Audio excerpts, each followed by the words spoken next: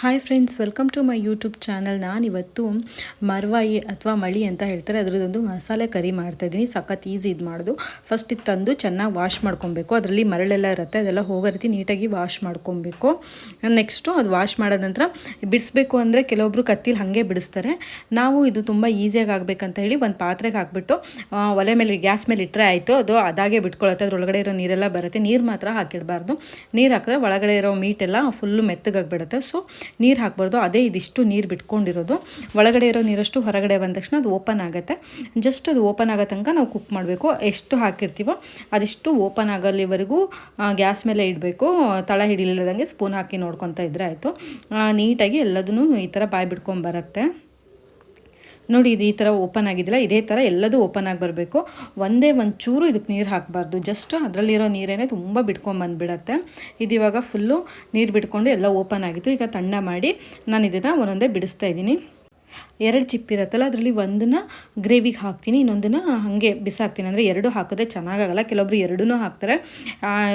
Meet ಯಾವುದ್ರಲ್ಲಿ ಇರ್ತೋ ಅದನ್ನು ಹಾಕಿದ್ರೆ ಸಾಕು, ಇನ್ನೊಂದೇನು ಹಾಕೋದು ಬೇಡ. ಈ ಥರ ಎಲ್ಲದೂ ಕ್ಲೀನ್ ಮಾಡ್ಕೊಂಡ ನಂತರ ನೋಡಿ, ಆ ನೀರು ಅಂದರೆ ಅದರಿಂದನೇ ನೀರು ಬಂದಿತ್ತಲ್ಲ, ಆ ನೀರೇನೇ ಇದು. ಜಸ್ಟ್ ಅದನ್ನು ಕುಕ್ ಮಾಡಿದ ತಕ್ಷಣ ಅದರಿಂದ ನೀರು ಬಂದಿತ್ತಲ್ಲ ಅದು. ಸೊ ಅದನ್ನ ಇವಾಗ ನಾನು ಈ ಥರ, ಅಂದರೆ ಅದರಲ್ಲಿ ಮರಳಿರುತ್ತೆ, ಸೊ ಈ ಥರ ಗಾಳಿಸ್ಕೊಬೇಕು. ಆ ನೀರು ಹಾಕಿದ್ರೇ ತುಂಬ ಚೆನ್ನಾಗೋದು ಗ್ರೇವಿ. ಅದರೊಳಗಡೆ ಇರೋ ಸತ್ವ ಎಲ್ಲ ಅದರಲ್ಲೇ ಇರುತ್ತೆ. ಸೊ ಅದಕ್ಕೋಸ್ಕರ ನಾನು ನೀರು ಹಾಕ್ಕೊಳ್ತೀನಿ. ಅದನ್ನು ಗಾಳಿಸ್ಕೊಬೇಕು, ಅಂದರೆ ಅದ್ರಲ್ಲಿ ಫುಲ್ಲು ಮರಳಿರುತ್ತೆ. ಇವಾಗ ಇದಿಷ್ಟು ರೆಡಿಯಾಗಿದೆ. ಇದಕ್ಕೊಂದು ಮಸಾಲೆ ಮಾಡ್ಕೊಳ್ತಾ ಇದ್ದೀನಿ. ಮಸಾಲೆ ಏನಿಲ್ಲ, ಮಸಾಲೆ ಐಟಮ್ಸು ಚಕ್ಕೆ, ಲವಂಗ, ಏಲಕ್ಕಿ, ದಾಲ್ಚಿನ್ನಿ ಏನೇನಿದೆ ಅದನ್ನೆಲ್ಲ, ಅದ್ರ ಜೊತೆಗೆ ಸ್ವಲ್ಪ ಈರುಳ್ಳಿ ಹಾಕಿದ್ದೀನಿ, ಶುಂಠಿ, ಬೆಳ್ಳುಳ್ಳಿ ಹಾಕಿದ್ದೀನಿ, ಗಸಗಸೆ ಹಾಕ್ಕೊಂಡಿದ್ದೀನಿ. ನಾನು ಆಲ್ಮೋಸ್ಟು ನಾನ್ ವೆಜ್ ಐಟಮ್ಸ್ಗೆಲ್ಲ ಗಸಗಸೆ ಹಾಕ್ತೀನಿ. ಇನ್ನು ಚಕ್ಕೆ ಹಾಕಿದ್ದೀನಿ, ಲವಂಗ ಹಾಕಿದ್ದೀನಿ. ಅದೇ ಮಸಾಲೆ ಐಟಮ್ಸ್ ಏನೇನು ಹಾಕ್ತೀವೋ ಅದನ್ನೆಲ್ಲ ಹಾಕಿದ್ದೀನಿ. ಸ್ವಲ್ಪ ಶುಂಠಿ ಹಾಕ್ಕೊಂಡಿದ್ದೀನಿ, ಬೆಳ್ಳುಳ್ಳಿ ಹಾಕಿದ್ದೀನಿ, ಕೊತ್ತಂಬರಿ, ಸ್ವಲ್ಪ ಕೊತ್ತಂಬರಿ ಪುಡಿ ಇದ್ದರೆ ಅದಾರು ಹಾಕೋಬೋದು. ನಾನಿಲ್ಲಿ ಕೊತ್ತಂಬರಿ ಪುಡಿ ಮಾಡಿಸಿರಲಿಲ್ಲ, ಬರೀ ಕೊತ್ತಂಬರಿ ಇತ್ತು. ಅದನ್ನು ಫ್ರೈ ಮಾಡ್ಲಿಕ್ಕೆ ಹಾಕ್ಕೊಂಡಿದ್ದೀನಿ. ಹಾಕ್ಕೊಂಡು ಎಲ್ಲದನ್ನು ಚೆನ್ನಾಗಿ ಫ್ರೈ ಮಾಡ್ಕೊಬೇಕು. ಈರುಳ್ಳಿ ಚೆನ್ನಾಗಿ ಫ್ರೈ ಆಗಬೇಕು ಅಲ್ಲಿ ತನಕ, ಅಂದರೆ ಅದು ಫುಲ್ಲು ಫ್ರೈ ಆಗೋ ತನಕ ಮಾಡ್ಕೊಬೇಕು, ಅಂದರೆ ಮಸಾಲೆ ಚೆನ್ನಾಗಾಗುತ್ತೆ. ಟೊಮೆಟೊ ಹಾಕ್ತಿದ್ದೀನಿ, 1 ಟೊಮೆಟೊ ಹಾಕ್ತಿದ್ದೀನಿ. 1 kg ಮರವಾಯಿ ತಂದಿದ್ದು, ಅದೇನು ಬೇಯಿಸಿ ಅದನ್ನು ಕ್ಲೀನ್ ಮಾಡ್ಕೊಂಡಂತ ಚೂರೇ ಆಗಿಬಿಡತ್ತೆ. ಸೊ ಖಾರದ ಪುಡಿ ಎಷ್ಟು ಬೇಕೋ ಅಷ್ಟು ಖಾರದ ಪುಡಿ ಹಾಕ್ಕೊಳ್ತಾ ಇದ್ದೀನಿ. ನಿಮಗೆ ರುಚಿಗೆ ಎಷ್ಟು ಬೇಕೋ ಅಷ್ಟು ಖಾರದ ಪುಡಿ, ಅರಶಿನ ಪುಡಿ, ಇನ್ನೇನು ಫಿಶ್ ಸೀ ಫುಡ್ ಎಲ್ಲ ಅಂದರೆ ಅರಶಿನ ಪುಡಿ ಎಲ್ಲ ಜಾಸ್ತಿನೇ ಹಾಕ್ಕೋಬೇಕು. ಸ್ವಲ್ಪ ಕಾಯಿ ತುರಿ ಹಾಕ್ಕೊಳ್ತಿದ್ದೀನಿ. ಅಂದರೆ ನಾನು ತುಂಬ ಸಾಂಬಾರು ಥರ ಎಲ್ಲ ಮಾಡ್ತಾಯಿಲ್ಲ, ಜಸ್ಟು ಗಸಿಯಾಗಿ ಮಾಡ್ತಾಯಿದ್ದೀನಿ. ಅದಕ್ಕೋಸ್ಕರ ಕಾಯೆಲ್ಲ ಹಾಕ್ಕೊಂಡು ಚೆನ್ನಾಗಿ ಫ್ರೈ ಮಾಡ್ಕೊಂಡಿದ್ದೀನಿ. ಸ್ವಲ್ಪ ಹುಣಸೆಹಣ್ಣು ನೆನೆಸ್ಕೊಂಡಿದ್ದೀನಿ. ಹುಣಸೆಹಣ್ಣು ಹಾಕಲೇಬೇಕು. ಸೀ ಫುಡ್ಗೆಲ್ಲ ನಾವು ಹುಣಸೆಹಣ್ಣು ಹಾಕ್ತೀವಿ. ಸೊ ಹುಣಸೆಹಣ್ಣು ಮಿಕ್ಸಿ ಮಾಡಲಿಕ್ಕೆ ಅದಿಷ್ಟು ಮಿಕ್ಸಿ ಆಗೋ ತನಕ ಇನ್ನೊಂದು ಕಡೆ ಒಂದು ಪಾತ್ರೆ ಇಟ್ಕೊಂಡು ಅದಕ್ಕೆ ಸ್ವಲ್ಪ ಕೊಕೊನಟ್ ಆಯಿಲ್ ಹಾಕ್ತಾಯಿದ್ದೀನಿ. ಕೊಕೊನಟ್ ಆಯಿಲು ಅಂದರೆ ಅದನ್ನು ಫ್ರೈ ಮಾಡ್ಕೊಬೇಕಲ್ಲ, ಅದಕ್ಕೋಸ್ಕರ. ಅದಕ್ಕೆ ಈರುಳ್ಳಿ ಮತ್ತು ಹಸಿಮೆಣಸು, ಈರುಳ್ಳಿನ ಉದ್ದಕ್ಕೆ ಹೆಚ್ಕೊಂಡು ಹಾಕ್ಕೊಬೇಕು. ಈರುಳ್ಳಿ ನಾವು ಎಷ್ಟು ಹಾಕ್ತೀವೋ ಅಷ್ಟು ಟೇಸ್ಟ್ ಆಗುತ್ತೆ. ಮರವಾಯಿ ಸುಕ್ಕಕ್ಕೆ, ಸಾಂಬಾರಿಗೆಲ್ಲ ಈರುಳ್ಳಿ ಜಾಸ್ತಿನೇ ಆಗಬೇಕು. ಮಳಿ ಸುಕ್ಕ ಸಾಂಬಾರೆಲ್ಲ ಏನೇ ಮಾಡೋದಿದ್ರು ಅದಕ್ಕೆ ಈರುಳ್ಳಿ ಎಷ್ಟು ಹಾಕಿದ್ರೂ ತುಂಬ ಟೇಸ್ಟ್ ಆಗುತ್ತೆ. ಸೊ ನಾವು ಉದ್ದಕ್ಕೆ ಹೆಚ್ಕೊಂಡಿರೋ ಈರುಳ್ಳಿ ಮತ್ತು ಹಸಿಮೆಣಸು ಹಾಕ್ಕೊಂಡು ಆಯಿಲಲ್ಲಿ ಚೆನ್ನಾಗಿ ಫ್ರೈ ಮಾಡ್ತಾಯಿದ್ದೀನಿ. ಇದು ಚೆಂದ ಫ್ರೈ ಆಗಬೇಕು. ಚೆನ್ನಾಗಿ ಫ್ರೈ ಆದಮೇಲೆ ಇದಕ್ಕೆ ಟೊಮೆಟೊ ಹಾಕಬೇಕು. ಯಾವಾಗಲೂ ಅಷ್ಟೇ, ಈರುಳ್ಳಿ ಸ್ವಲ್ಪ ಚೆನ್ನಾಗಿ ಆಯಿಲಲ್ಲೇ ಫ್ರೈ ಆಗೋ ತನಕ ನಾವು ಬಿಡಬೇಕು.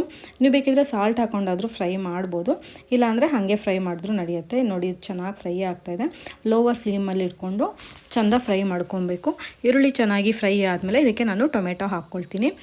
ಈರುಳ್ಳಿ ಚೆನ್ನಾಗಿ ಫ್ರೈ ಆಗ್ತಿದೆ. ಹಸಿಮೆಣಸು ಅಷ್ಟೇ, ನೀವು ಡೈರೆಕ್ಟಾಗಿ ಎಣ್ಣೆಗೆ ಹಾಕ್ಕೊಂಡ್ರೆ ಹಸಿಮೆಣಸು ಖಾರ ಬಿಟ್ಬಿಡತ್ತೆ.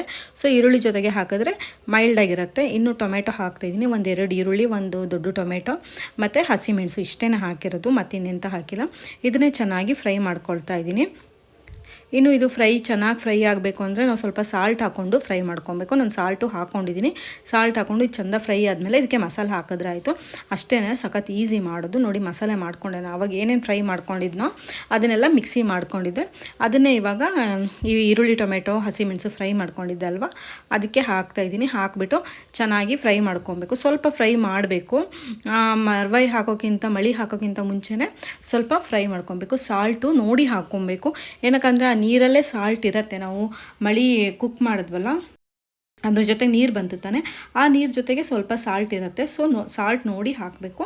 ಇವಾಗ ಸ್ವಲ್ಪ ನೀರು ಹಾಕ್ಕೊಂಡು ಮಳಿ ಎಲ್ಲ ಹಾಕ್ಕೊಳ್ತಾ ಇದ್ದೀನಿ. ಒಂದು ಬಿಡಿಸಿಟ್ಕೊಂಡಿದ್ದೆ ಅಲ್ವಾ ಅದನ್ನು ಹಾಕ್ತಾಯಿದ್ದೀನಿ. ಎಲ್ಲ ಹಾಕಿಬಿಟ್ಟು ಲಾಸ್ಟಿಗೆ ಅದರಲ್ಲಿರೋ ನೀರನ್ನು ಹಾಕ್ಕೊಂಡ್ರೆ ಆಯಿತು.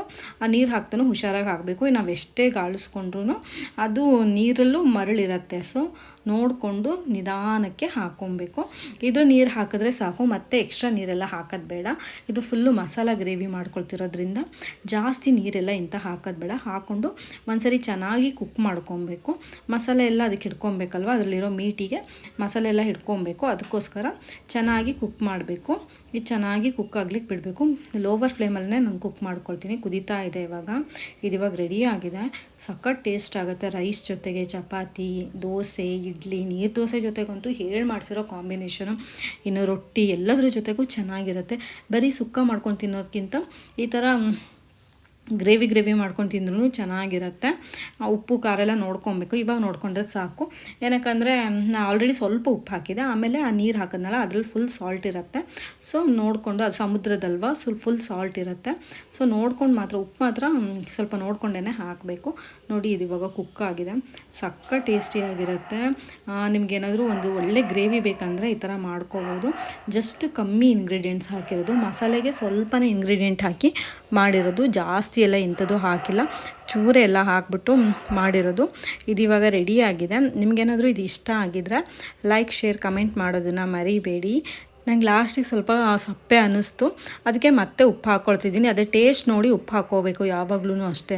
ನಾವು ಸುಮ್ಮನೆ ಒಂದು ರಾಶಿ ಉಪ್ಪು ಹಾಕ್ಕೊಳ್ಳೋದ್ಕಿಂತ ಟೇಸ್ಟ್ ನೋಡಿ ಹಾಕ್ಕೊಂಡು ಮಾಡೋದ್ರಿಂದ ಗ್ರೇವಿ ಎಲ್ಲ ಚೆನ್ನಾಗಿ ಬರುತ್ತೆ. ಸೊ ಸ್ವಲ್ಪ ಉಪ್ಪು ಹಾಕ್ಕೊಂಡು ಇನ್ನೊಂದು ಸ್ವಲ್ಪ ಹೊತ್ತು ಕುದಿಸ್ತೀನಿ. ಮತ್ತೆ ಟೇಸ್ಟ್ ನೋಡಿಕೊಂಡು ರುಚಿ ಎಲ್ಲಿ ತನಕ ಬರುತ್ತೋ ಅಲ್ಲಿ ತನಕ ಉಪ್ಪು ಹಾಕ್ಕೊಂಡು ಮಾಡ್ಕೋಬೋದು. ಸುಮ್ಮನೆ ಒಂದೇ ಸರಿ ರಾಶಿ ಉಪ್ಪು ಸುರಿಯೋದ್ಕಿಂತ ಈ ಥರ ಮಾಡೋದು ಒಳ್ಳೇದಲ್ವ. ನಮ್ಗೆ ಗೊತ್ತಾಗುತ್ತೆ ಎಷ್ಟು ಬೇಕು ಉಪ್ಪು ಅಂತ ಹೇಳಿ. ಅಷ್ಟು ಹಾಕ್ಕೊಂಡ್ರೆ ಆಯಿತು. ನೋಡಿ ಇದು ಇವಾಗ ಕುದೀತಾ ಇದೆ. ಚೆನ್ನಾಗಿ ಕುದ್ಬಿಟ್ರೆ 2-3 ನಿಮಿಷ ಕುದಿಸಿದ್ರೆ ಸಾಕು. ಅಷ್ಟು ಕುದಿಸ್ಬಿಟ್ರೆ ಸಾಕು. ಆರಾಮಾಗಿ ಒಂದೊಳ್ಳೆ ಕ್ಲಾಮ್ ಗ್ರೇವಿ ಆಗಿಬಿಡುತ್ತೆ. ನಿಮಗೆಲ್ಲ ಈ ವಿಡಿಯೋ ಇಷ್ಟ ಆಗಿದೆ ಅಂದ್ಕೊತೀನಿ. ಇಷ್ಟ ಆಗಿದ್ರೆ ಲೈಕ್, ಶೇರ್, ಕಮೆಂಟ್ ಮಾಡೋದನ್ನು ಮರಿಬೇಡಿ. ನೋಡಿ ಚೆನ್ನಾಗಿ ಕುದೀತಾ ಇದೆ. ಇವಾಗ ಒಂದು ಸ್ವಲ್ಪ ಹೊತ್ತು ಮುಚ್ಚಿ ಕುದಿಸಿದ್ದೀನಿ. ಇವಾಗ ಇದು ರೆಡಿ ಆಗಿದೆ. ನಾನು ಗ್ಯಾಸ್ ಆಫ್ ಮಾಡಿದ್ದೀನಿ. ಗ್ಯಾಸ್ ಆಫ್ ಮಾಡಿದ್ಮೇಲೆ ನೀವು ಬೇಕಿದ್ರೆ ಇದಕ್ಕೆ ಕೊತ್ತಂಬರಿ ಸೊಪ್ಪೆಲ್ಲ ಮೇಲ್ಗಡೆ ಹಾಕೋಬೋದು. ನಾನು ಕೊತ್ತಂಬರಿ ಸೊಪ್ಪೆಲ್ಲ ಇಂಥದ್ದು ಹಾಕಿಲ್ಲ. ಇದು ಇವಾಗ ರೆಡಿಯಾಗಿದೆ. Thank you all for watching.